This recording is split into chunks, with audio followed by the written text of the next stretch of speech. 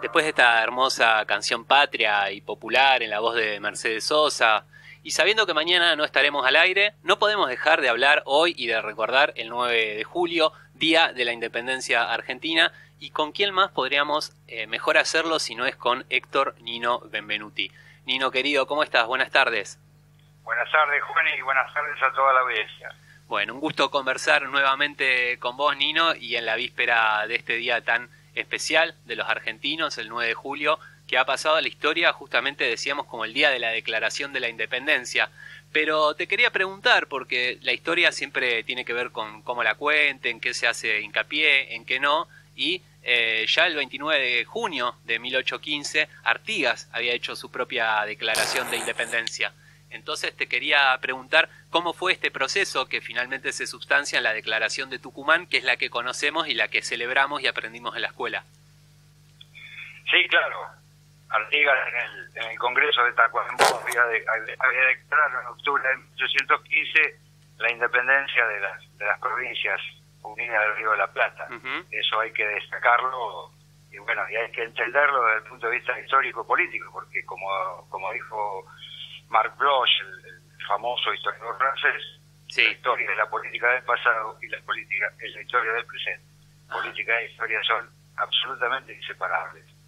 Sí. Por tanto, tenemos que hacer el contexto, digamos, el contexto histórico de comienzos del siglo XIX, ¿no? Recordar que a principios precisamente de ese siglo XIX, en las guerras entre Francia e Inglaterra, por una parte se había obligado a invadir España, el conflicto que derrumbó la dinastía de los Borbones, se instaló a su hermano José como rey de España, por lo tanto eso va a producir el levantamiento primero en casi toda Hispanoamérica de las declaraciones revolucionarias, ¿sí? Que fueron en todo caso la prolongación en América, sí. En América hispánica, de la conmoción de la vieja Europa, de la vieja España. Ahora bien, la revolución de mayo de 1810 fue esencialmente porteña, hegemonizada por una élite política, militar, comercial y religiosa de esa provincia metrópoli, ¿no? Claro. Entonces, que tenía las poderosísimas palancas que eran el puerto, la aduana y el crédito público en la ciudad de Buenos Aires. Por lo tanto, entre 1810 y 1816 sucedieron cosas, y como se dice ahora, sucedieron cosas tanto al interior de lo que entonces eran las antiguas provincias del Virreinato de la Plata, y también en Europa. En Europa, que había pasado luego de los primeros tiempos en donde Napoleón era triunfante. Napoleón iba a ser derrotado en Waterloo. Sí. Había vuelto nuevamente al trono Fernando VII y en ese control de la monarquía absoluta española anuló las Cortes de Cádiz, fusiló, encarceló a todos aquellos dirigentes revolucionarios españoles que habían luchado por un proceso revolucionario inclusive en España. En ese contexto, con la vuelta al trono de Fernando VII se replantearon un montón de posiciones y además se exigía ya rápidamente, San Martín decía, independencia y constitución. Por eso en el Congreso General Constituyente realizado en la ciudad de Tucumán, sí. Se reunieron los representantes de distintas provincias del ex virreinato del Río de la Plata, Buenos Aires, Catamarca, Córdoba, lo que es hoy el Alto Perú, actual Bolivia, La Rioja, Jujuy, Salta, Mendoza, Tucumán, Santiago del Estero. No se reunieron, no fueron invitados precisamente los diputados del litoral, representados en ese momento por el argentino oriental, el protector de los pueblos libres, José Gervasio Artigas. Pero bueno, el acta de la independencia finalmente se va a firmar el 9 de julio de 1816 en la Casa Histórica de Tucumán, no digamos casita como las maestras, porque sí. Es una casona colonial, una casona muy linda, muy grande, sí. Muy linda.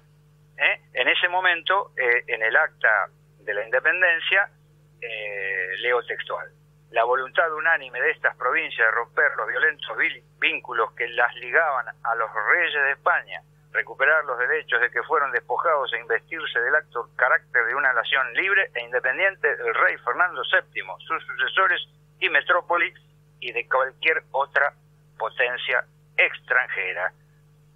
Esta es la grandeza del Congreso de Tucumán, es decir, la disolución de los lazos de dominio, no ya de respecto de un determinado monarca, sino de cualquier otra potencia extranjera, y con una aclaración que además hay que decirlo con todas las letras: decisión de las provincias de convertirse en las Provincias Unidas de Sudamérica. Todavía no podemos hablar de la Argentina, sino de la patria grande sudamericana, las Provincias Unidas, como dice nuestro himno, las Provincias Unidas del Sur. Bueno, pero el himno también usa la palabra argentino como gentilicio para quien es del Virreinato de La Plata. Exactamente, sí, claro, pero desde el punto de vista del Estado Nacional, todavía no podemos hablar de una Argentina. Bien. Luego, años más tarde, se va a utilizar el término Confederación Argentina, sí, claro. Y por último República Argentina, ¿no? Pero los argentinos, los rioplatenses, en ese contexto éramos integrantes, junto con otras provincias, de la patria grande, de las Provincias Unidas de Sudamérica. Nino, habrás notado, y creo que lo hemos conversado en otra entrevista, que en los últimos tiempos muchos discursos filofascistas, liberal reaccionarios, neoprocesistas, o como uno guste decirle, buscan apropiarse de estas fechas patrias, de la bandera argentina, y han llegado incluso en el contexto de pandemia a contraponer a este gobierno con los patriotas que buscaban la libertad y la independencia, entendiendo que este es un gobierno que coarta las libertades personales. Creo que no merece la pena detenerse en eso, que es una pavada absoluta, pero sabiendo esto que está sucediendo ahora con estos sectores políticos y habiéndote escuchado decir en varias charlas que San Martín era un liberal español que continuó la lucha en América, algo de eso te referías recién, te quiero preguntar cuál es el verdadero significado histórico, político y filosófico de esa libertad que venía a defender San Martín y tantos padres de la patria. ¿Se puede encasillar en la libertad individual como se entiende hoy de estos libertarios o liberales? No. Por supuesto que no. San Martín, siguiendo a Rousseau, digamos, y a la Revolución Francesa, propiciaba un liberalismo revolucionario. Eran liberales revolucionarios, típicos de fin del siglo XVIII y principios del siglo XIX. Por lo tanto, los verdaderos liberales eran las revoluciones francesas, la revolución inglesa, la revolución, la independencia norteamericana fueron revoluciones liberales, fueron revoluciones burguesas. El verdadero liberalismo, a mi entender, es el liberalismo revolucionario. Esta gente son liberal-fascistas, son facho-liberales, son libertarios de cotillón, sí, llamémosle así. No son verdaderos liberales, los verdaderos liberales fueron otros.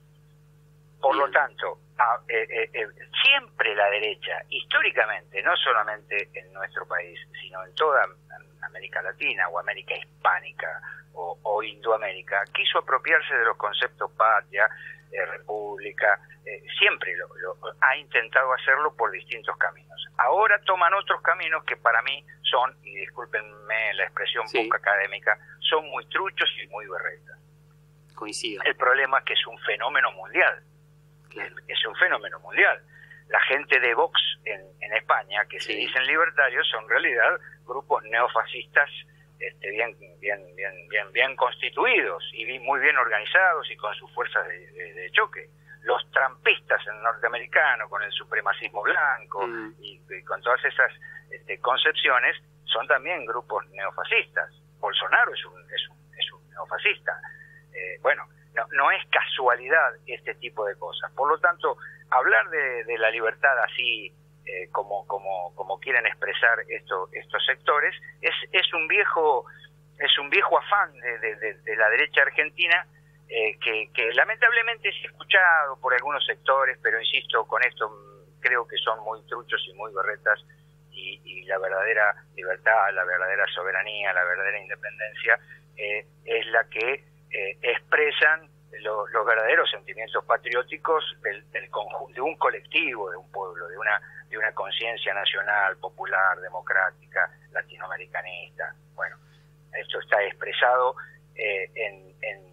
no solamente en mi mirada, sí, sino en la mirada de nuestros principales dirigentes políticos. sí, El problema es que hay muchas personas que miran a estos acontecimientos históricos desde una visión escolar, una mirada muy simplista, claro, sin reparar en las significativas diferencias en que hay entre esas miradas simplistas y las verdaderas complejidades de la política de aquel momento, que nosotros lo tomamos como referencias históricas.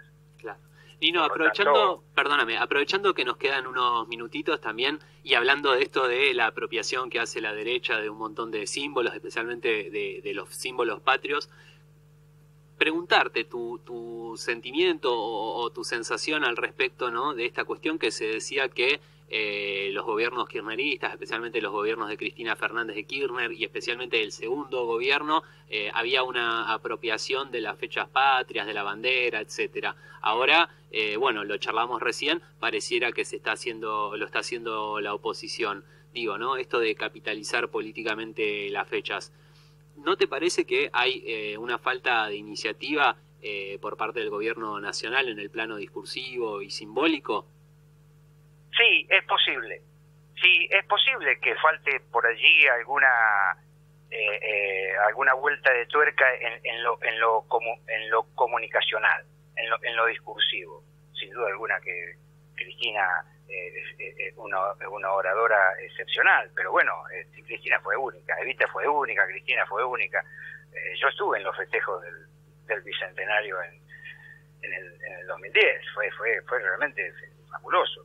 Con 5 presidentes latinoamericanos caminando por la calle. Sí, sin custodia. Los vimos digamos a pocos metros, había millones de personas en la calle, pero los vimos, pues, bueno, ese sentimiento. Ahora, el contexto en el cual estamos inmersos hoy, en el mundo entero, por la pandemia, es diferente, por lo tanto, y Alberto no es Cristina, sin duda alguna. No, claramente. No tiene por qué serlo. No, claro. No tiene por qué serlo, pero haciendo una mirada un poco retrospectiva al bicentenario de la creación de la independencia en 2016, debemos recordarle a todos y a todas que el entonces presidente de la Nación, Mauricio Macri, pronunció un lamentable discurso en el acto central en Tucumán, cuando se dirigió al rey Juan Carlos I, afirmando esa frase famosa, sí, que quienes habían declarado la independencia debían sentir angustia, querido rey.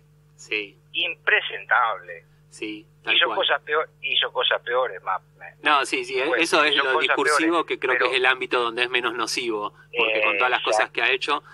Nino, perdóname, nos quedan unos minutos y no podía dejar de contraponer esta imagen que vos traías a colación de los festejos del Bicentenario de la Revolución de Plaza de Mayo, el 25 de mayo justamente de 2010, y contraponerlo con lo que pasara 6 años y unos meses luego, y 6 meses luego, el 9 de julio de 2016, que fuera durante el primer año de mandato de Macri.